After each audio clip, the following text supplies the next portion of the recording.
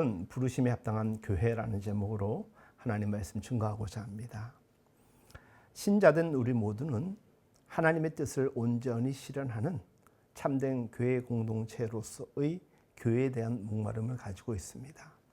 우리가 섬기는 교회는 더 좋은 교회가 되기를 원하고, 때로는 교회 여건이 마음속에 어려움으로 가득 차 있는 분들은 그러한 교회를 찾아 나설 것입니다.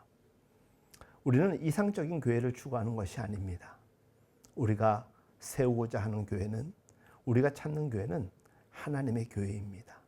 하나님의 뜻만을 높이는 교회, 하나님만이 주인 되시는 교회를 우리는 세우고자 하는 것이겠죠.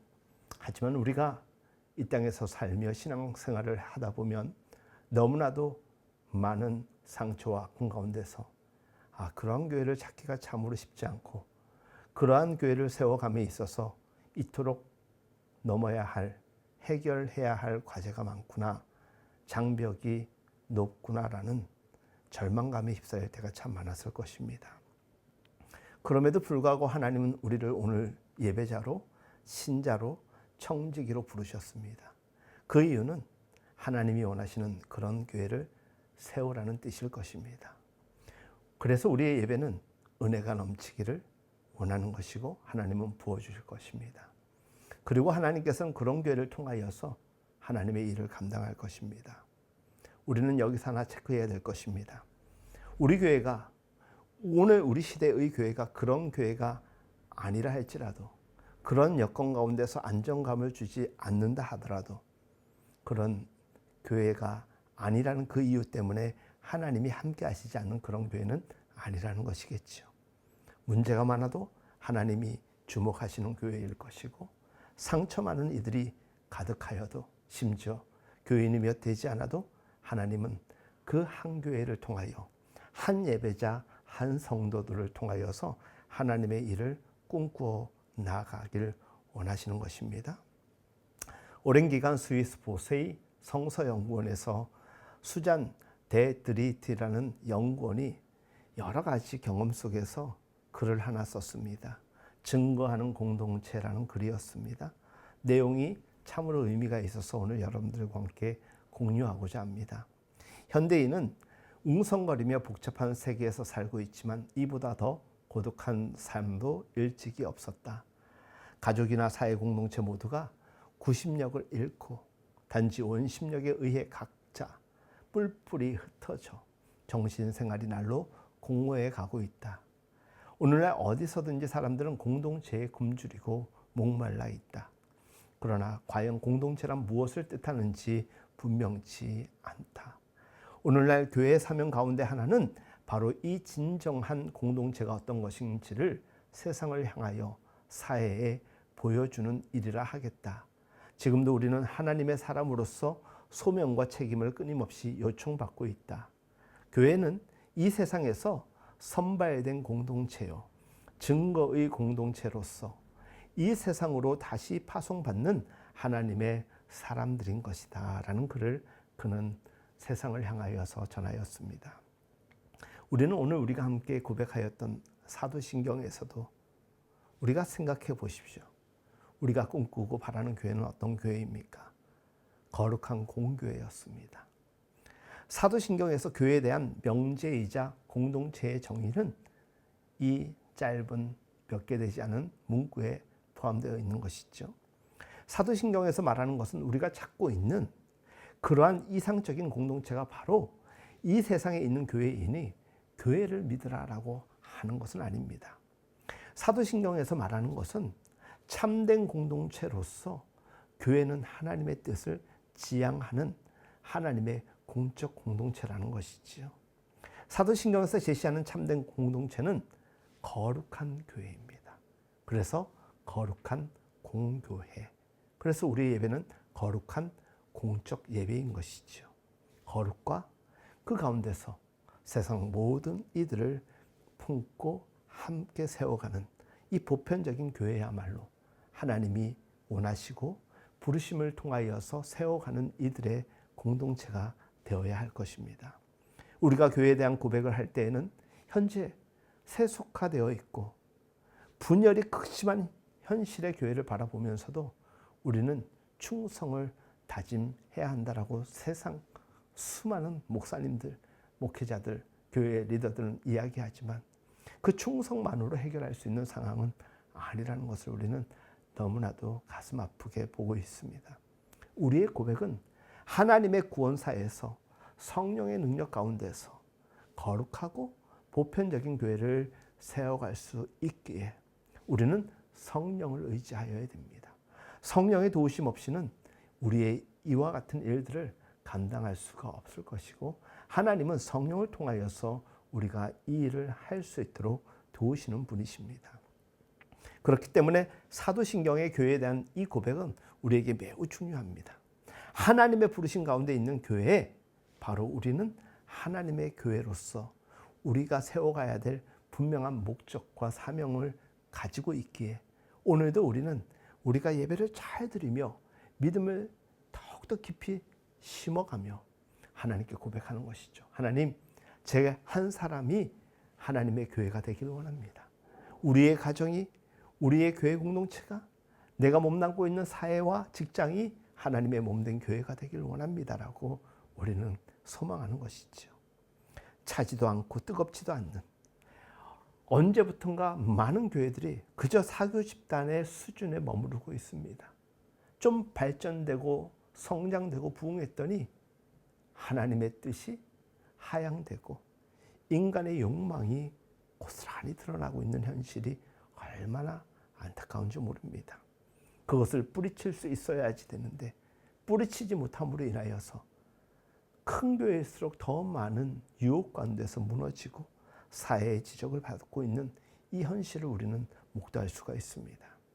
하나님의 부르심에 적극적으로 응답하지 아니하면 우리는 하나님의 교회를 지켜나갈 수도 없고 우리 한 사람의 신앙을 세워나갈 수도 없는 것입니다. 그래서 우리는 이러한 공적 예배를 통하여서 공적 교회를 세우기 위하여서 하나님 앞에 결의하는 것입니다. 그 결의가 바로 기도라는 것이지요. 교회의 본질은 거룩성과 보편성에 있습니다.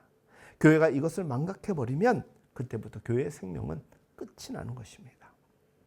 거룩이라고 할 때 그 의미는 교인들의 삶과 그 삶의 질을 통하여서 우리는 보게 될 것이고 세상 사람들은 판단하게 될 것입니다. 아무리 예배를 잘 드리고 성경을 많이 보고 또 기도 생활을 오랜 시간 가운데서 지켜나간다고 한들 우리의 삶의 수준이, 삶의 질이 형편없다라면 하나님도 기뻐하지 아니하실 것이고 그 교회는 무너질 것이고 세상 사람들은 더 이상 교회를 소망이라고 여기는 것이 아니라 도리어 비판할 뿐일 것입니다. 사도신경에서는 이 거룩을 매우 강조하고 있는 것입니다. 거룩한 교회는 세상 속에서도 하나님의 부름받은 존재라는 이 사명을 꿋꿋이 지켜나가는 그 세상 속에서의 온전함을 지향하는 공동체가 아니겠습니까? 부름받았기 때문에 그 부르심의 뜻에 합당하기 위하여서 오늘도 온갖 유혹 앞에서 자기에게 언제나 넘쳐나고 있는 이런 욕망의 문제를 두고서라도 눈물 가운데서 씨름하며 이겨나가는 것입니다. 그러한 무리들에게 하나님은 늘 부르심의 뜻을 분명히 하십니다. 그렇기 때문에 그 눈물이 아프지 않습니다. 그 눈물이 억울하지 않습니다. 그 가운데서 우리는 더욱더 분명한 하나님의 부르심의 그 이유를 찾을 수 있기 때문 아니겠습니까? 교회는 이 세상에서 그를 부르신 분의 부름에 따라서 내가 하나님의 부르심을 받았기 때문에 이제 내가 하나님을 위하여 무엇을 하고자 하는 그 질문의 답으로부터 시작되면 삐끄덕할 수 있습니다. 그래서 언제나 우리는 초기값으로 세팅한 가운데서 기도하며 예배하며 하나님의 일을 감당하고자 할 때 물어야 되는 것입니다. 하나님, 제가 오늘도 하나님의 뜻을 세우기 위하여 살고자 하는데 하나님, 오늘도 제가 예배를 드리는데 제가 갈망하고 원하는 것 하나님이 주시면 좋겠지만 하나님이 내게 주시고자 하는 것, 하나님이 오늘 제게 부르심의 뜻으로서 허락하시고자 그리고 말씀하고자 하시는 것을 제게 허락하여 달라고 우리는 기도하는 것입니다. 이 과제에 대한 올바른 수행을 통하여서 우리는 거룩해질 수 있는 것이고 그리고 이 세상 가운데서 하나님의 일을 감당하게 되는 것입니다. 이것이 바로 성령의 능력을 통해서만 우리가 감당하고 유지하게 되는 비결입니다. 그래서 교회는 언제나 성령을 의지해야 되는 것입니다. 저는 오늘날 우리 교회를 포함한 모든 현대 교인들이 이 거룩의 문제를 위하여서 기도해야 될 것이라고 강조하고 싶습니다.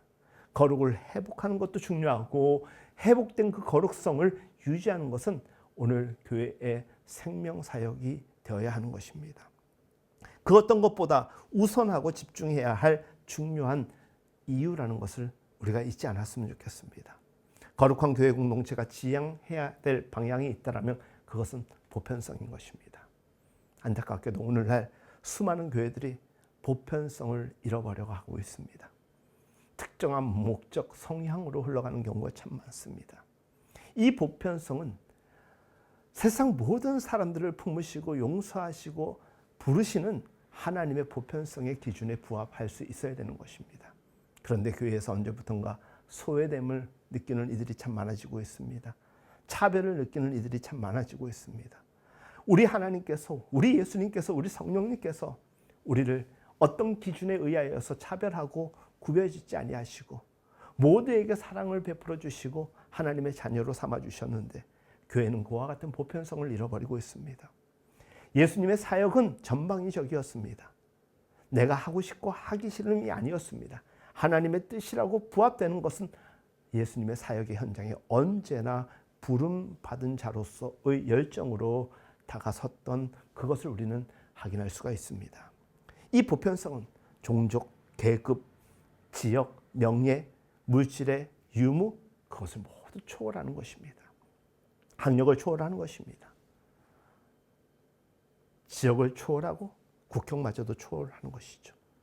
그리고 인간의 모든 이기적인 이 분리주의, 나누려고 하는 그 모든 것을 타파하게 하는 것입니다. 어떤 경우와 상황에서도 오직 일치를 추구하는 것입니다. 그래서 이 보편성은 일치성이라고 이야기할 수도 있는 것입니다. 그러한 존재 방식이 바로 교회의 보편성이자 일치를 이루어가는, 화해를 이뤄가는, 통일을 이뤄가는 그 중심에 흐르는 맥이 될 것입니다. 16세기에 있었던 일 무엇입니까? 바로 종교개혁입니다. 그 당시 가톨릭 교회를 기독교 교회, 크리스찬 처치로 바꾸지 아니하고 계속해서 그대로 캐톨릭 처치라고 사용한 이름에 그 이유가 무엇인지 여러분들 여러 차례 말씀을 드렸기 때문에 아실 것입니다. 캐톨릭, 그것은 보편적이라는 뜻입니다. 교회는 이 보편성을 잃어버려서는 안 됩니다. 그 보편성은 무엇이냐? 예수님의 사역을 통하여서 증명된 하나님의 뜻인 것입니다. 그것을 감당하였던 자들이 바로 사도들이었고 그 사도들의 그 보편성이 수많은 교회를 통하여서 전달하여졌고 감당함으로써 초대교회는 세워지고 곳곳에서 생명사역을 이어갈 수 있게 된 것입니다. 교회가 가지고 있는 이 사도적 특성, 이것마저도 보편성의 기준에 의하여서 오늘에 이르기까지 전달, 계승되어 온 것입니다. 기독교 전 역사를 통하여서 교회가 지금까지 몸부림치면서 고민해온 이 문제, 이 보편성의 문제 때문에 역사 가운데서도 얼마나 많은 상처가 있었는지 모릅니다. 오늘날 우리들의 교회만 보더라도 이 보편성을 해결하지 못함으로 인하여서 교회 안에서도 얼마나 분열되고 다툼이 있는지 모릅니다. 제가 구체적인 사례를 말씀드리지 않아도 여러분들 잘 알 것입니다. 보편성이라는 것은 하나님의 뜻의 원칙을 둔 보편성이라고 말씀드렸습니다. 뜻이 안 맞을 수도 있지 않습니까? 그 다름을 인정함으로써 배려하고 이해하고 양보하며 서로 섬기며 세우는 것이 신앙의 맛 아니고 무엇이겠습니까? 그것을 통하여서 우리는 하나님의 몸된 공동체를 세워가는 것이고 그것이 보편적인 교회를 세워감에 있어가지고 우리가 추구해야 될 자세임에도 불구하고 언제부턴가 교회가 특수성을 고려하기 시작하였습니다. 신앙을 뛰어넘는 그 기준이 특수한 몇 가지 요건들로 인하여서 얼마나 많은 문제를 초래하고 있는지 모릅니다. 교회는 언제나 이 보편의 문제에 있어서 적극적이어야 되고 그것을 생명처럼 여길 수 있어야 되는 것입니다. 하나님의 뜻을 자신의 삶 속에서 우리가 또한 어떻게 표현하고 또 서로 다른 존재 방식 가운데서 어떻게든 분열하지 않고 일치를 이뤄가는가에 대한 그 현장을 우리 주님은 지켜보고 계십니다.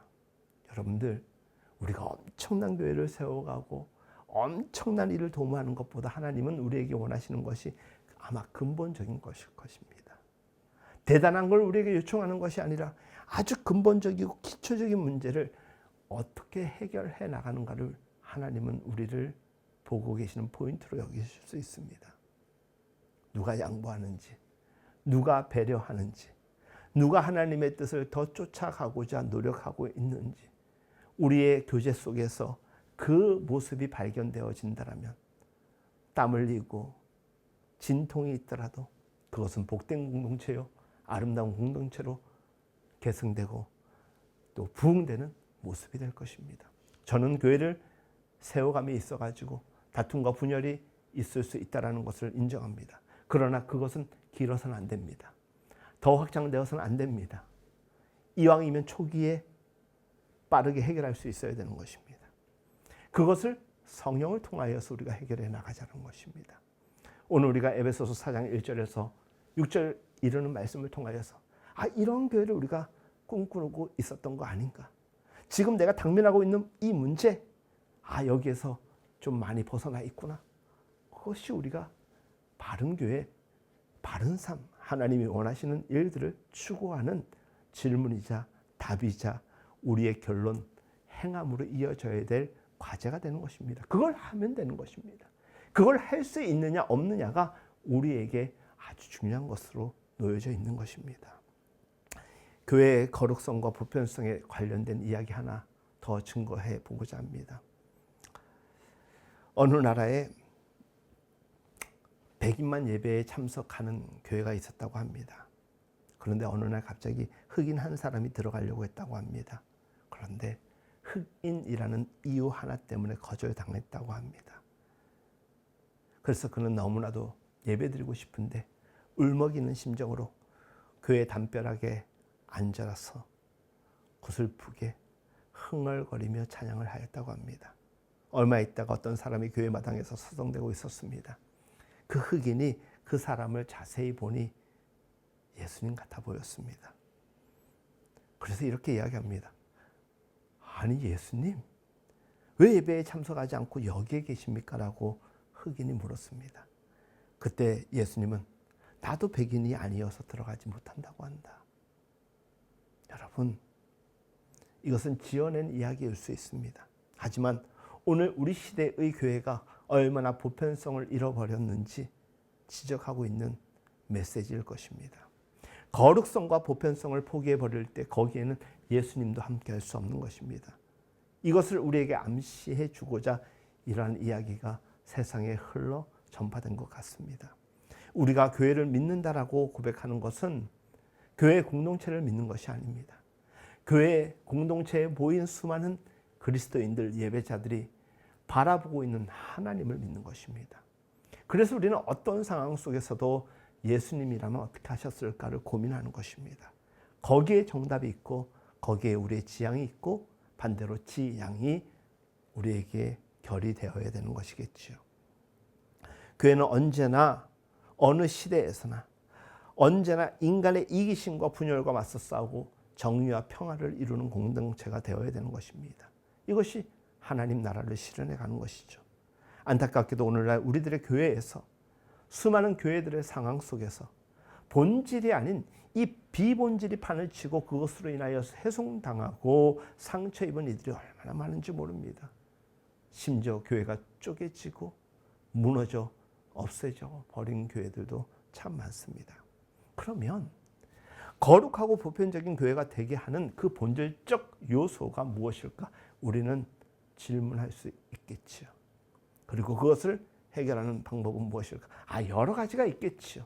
하지만 오늘 제가 아주 강조하고 여러분들에게 말씀드릴 수 있는 하나, 바로 예배입니다. 예배는 우리가 이렇게 모여서 드리는 공적 예배도 예배이고, 우리가 개인적으로 하나님 앞에 나아가며 찬양하며 말씀을 묵상하는 것도 예배일 것입니다. 더 나아가서 신자된 마음으로 하나님과 동행하는 삶을 살아가는 가정에서의, 그리고 직장에서의, 사회에서의, 심지어 학교에서의 모든 삶 자체가 예배입니다. 예배를 회복하는 것입니다. 그리고 지금 내가 거하고 있는 이곳이, 내가 살고 있는 이 시간이 하나님과 함께하는 예배의 시간이라고 생각한다면, 예배의 장소라고 생각한다면 우리의 자세는 좀 더 하나님 앞에 온전함으로 몸부림치지 않겠습니까? 우리의 몸을 하나님이 기뻐하시는 거룩한 산제물로 드리라고 했습니다. 기뻐하시는 거룩한 산제물은 종의 삶으로 표현되는 디아코니아입니다. 그것이 바로 봉사입니다. 그래서 사랑하는 여러분, 부르심에 합당한 교회에 다니는 성도요 신자된 예배자로서의 우리는 봉사하는 자들입니다. 그래서 시커스 서비스, 우리가 하나님께 예배하는 자들입니다. 그런 동시에 하나님을 향하여서 우리가 할 수 있는 모든 서비스를 올려드리는 것이죠.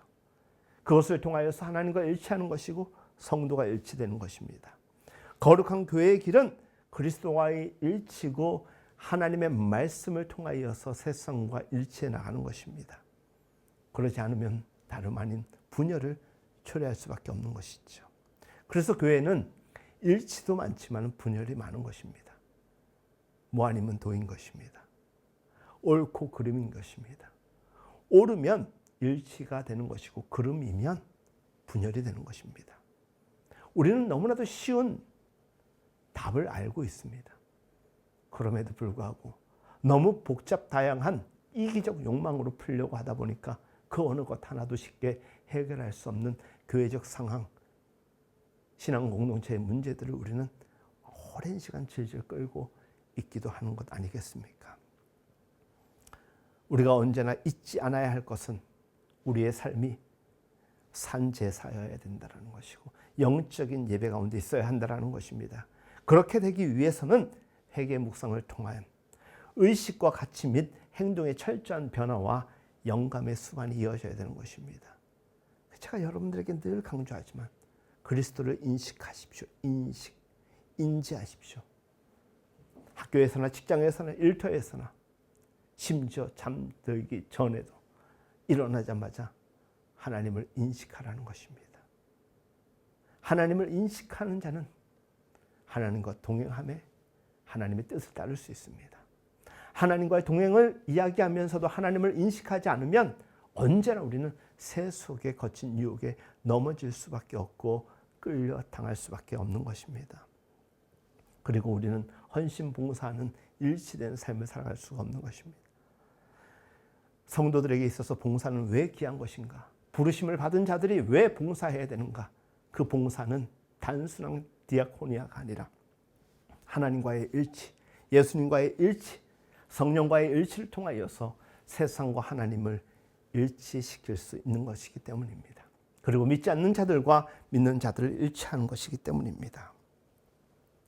불란서의 장바니에라는 사람에 대한 이야기를 여러 차례 말씀을 드렸습니다. 악슈라는 정신장애인을 위한 공동체 마을을 세워서 장애인과 장애인이 아닌 이들이 섞여서 서로를 위하여 헌신하고 수고하는 것입니다. 헌신자들은 그런 삶을 통하여서 그리스도의 정신을 따르고 섬김의 삶을 살아가는 것입니다. 장애우들은 그들을 통하여서 하나님의 사랑이 실천되어가는 현장을 목도하는 것입니다. 여기에 어떻게 신분, 물질의 차이가 존재할 수 있겠습니까? 특수성이 존재할 수 있겠습니까? 보편성만이 존재하는 것입니다. 하나님을 믿고자 하는, 그래서 하나님께서 우리에게 주신 거룩성을 통하여서 세상을 변화시켜 나가는 것입니다. 그러한 공동체가 오늘 우리 시대의 교회들을 향한 하나님의 부르심인 것입니다. 그런 의미에서 우리는 이런 공적 예배를 통하여서도 그렇고 우리의 개인적 예배를 통하여서도 언제나 하나님의 일들을 묻고 점검받을 수 있어야 되는 것입니다. 우리가 잘못 집중하지 아니하면, 인지하지 않으면 우리는 무의미성과 영적 고갈 내지는 인간의 욕망에 사로잡혀서 하나님이 원하시는 뜻과는 정반대의 길을 갈 수도 있기 때문인 것입니다. 사랑하는 여러분, 우리는 모범적이고 건강한 교회를 꿈꿉니다. 하지만 이 모범적이고 건강한 교회라 할지라도 거룩하고 보편성을 잃어버리면 하나님의 교회가 될 수가 없는 것입니다. 사랑하는 여러분, 오늘 저는 여러분들에게 칼 바르트의 정의를 하나 전하고 싶습니다. 교회의 예배는 지상에서 일어날 수 있는 가장 중요한 것, 가장 절실한 것, 가장 영광스러운 것이다. 예배의 가장 중요한 내용은 인간의 업적이 아니라 성령의 일이고 신앙의 행위이다라고 칼 바르트 신학자는 이야기하였습니다. 거룩하고 보편적인 교회가 지향해 가는 목표는 바로 하나님의 나라입니다. 그래서 우리의 관계성 속에서는 하나님의 질서가 유지되어야 되는 것입니다. 하나님께서 이 세상에 계실 때, 예수님께서 이 세상에 계실 때 그가 선포하신 것 또한 하나님의 나라였습니다. 하나님 나라보다 우선될 수 있는 것 아무것도 없습니다. 하나님의 뜻보다 우선될 수 있는 것 아무것도 없습니다. 교회가 잘못을 범할 수 있는 것은 자신을 하나님의 뜻보다 앞에 둘 때 그러한 일들이 일어나는 것입니다. 하나님의 나라는 기독교인들의 나라를 뜻하는 것도 아닙니다. 하나님의 나라는 하나님의 뜻을 회복하는 것입니다. 잃어버리고 훼손된 것들을 회복하는 것입니다. 우리들을 통하여서 훼손되고 무너진 것들을 회복하는 것입니다. 회복하는 사람들은 자신의 잘못을 알아야 되는 것입니다. 그리고 자신의 부족함을 성령의 능력으로 채워나가야 되는 것입니다. 그래서 내 힘과 내 의지가 아니라 하나님의 능력과 하나님의 뜻 안에서 이루어지는 이 일들이 절대로 자기의 공적 공로가 되어서는 안 됩니다. 그러나 수많은 목회 리더십들이 이 우를 범함으로 인하여 교회마저도 자신의 집단 공동체를 만들어가는 현상이 얼마나 많은지 모릅니다. 하나님의 나라는 오직 하나님이 주인입니다. 그리고 그 이하 모든 사람들은 동일한 하나님의 백성일 뿐인 것입니다. 사랑하는 여러분, 하나님의 나라는 궁극적 교회의 지향입니다. 교회의 이러한 지향 속에서 하나님의 나라는 실현되는 것입니다. 그래서 교회는 어떠한 일이 있어도 하나님의 거룩성을 위하여서 우리가 예배하는 가운데 거룩하신 성령의 능력을 의지하고 은총을 입어야 되는 것입니다. 그것을 통하여서 우리는 결단하며 세상 가운데서 몸부림치는 가운데 새로운 세상 하나님의 나라가 회복되고 부흥되어 가는 것입니다. 이러한 미래를 향하여서 나아가는 교회가 하나님의 교회여야 할 때 그러한 교회는 계속적으로 반복하지만 하나님의 거룩성, 하나님의 보편성을 잃지 말아야 되는 것입니다. 교회의 표준은 언제나 하나님의 뜻인 것입니다. 교회는 모든 세상적이며 인간적인 얽매임과 굴레를 벗어던지고 자유의 영역으로 하나님의 뜻을 온전히 실현해 나갈 수 있어야 하는 것입니다. 하나님 나라의 지평에 서 있는 교회라면 그 어느 순간도 이만하면 되겠지라고 자족해서는 안 됩니다. 언제나 최선을 다한 후에 성경에 나와 있는 고백처럼 고백한 자의 그 고백처럼 나는 무익한 자라는 것입니다. 사랑하는 여러분, 이런 교회를 세워가는 일에 있어서 저와 여러분들이 함께 힘썼으면 좋겠습니다. 교회는 성령의 공동체입니다. 성령을 따르는 이들의 공동체입니다. 성령의 도우심을 구하는 공동체입니다. 넘어지고 쓰러지고 자빠져도 다시금 하나님의 위로를 통하여서 그 성령의 은혜를 입은 성도들을 통하여서 위로받고 축복 가운데서 새로이 일어서는 공동체입니다. 우리가 꿈꿔야 될 교회가 어떤 교회인지 오늘 다시금 우리가 가슴 속에서 새겼으면 좋겠습니다. 부르심에 합당한 교회는 어떤 교회일까? 하나님이 우리에게 원하시는 그 거룩성을 회복하고 유지하는 교회. 그리고 그 거룩성이 언제나 모든 사람들에게 차별 없이 적용되는 교회. 그래서 하나님의 보편성이 성경의 말씀의 그 보편성이 적용되는 교회. 그래서 누구나 어떠한 장벽이 아닌 편안함으로 자유함으로 들락날락할 수 있는 교회. 그래서 수고하고 무거운 짐진 자들이 위로받고 하나님의 기쁨을 누릴 수 있는 교회가 되어야 할 것입니다. 우리 아들람 교회는 그런 교회를 꿈꾸길 원하는 가운데서 시작되었고 오늘에 이르렀습니다. 아들람 공동체 다윗을 중심으로 하여 환난당하고 억울하고 빚진 자들 모여들었습니다. 그들에게 하나님의 위로가 함께하였습니다. 그에 앞서서 일어난 일이 있다라면 그들은 하나님 앞에 무릎을 꿇었다라는 것입니다. 하나님의 뜻을 구하였다라는 것입니다. 그리고 하나님께서 그 긴 시간이 아닌 그 시간 동안 부으시는 은혜가 그들의 평생을 살아가기에 조금도 부족함이 없는 영적 능력으로 충전되었다는 것을 볼 때 우리 교회를 통하여서 하나님의 사람들이 세워지고 하나님의 꿈을 우리가 품게 된다면 우리 교회를 통하여서 이미 존재하고 있는 수많은 하나님의 교회를 통하여서 하나님의 위대한 일들이 이뤄가게 될 것 아니겠습니까? 그 거룩한 일들을 성령의 능력과 도우심 가운데서 감당하는 우리 모두가 될 수 있기를, 우리 교회가 될 수 있기를 예수님의 이름으로 축복합니다.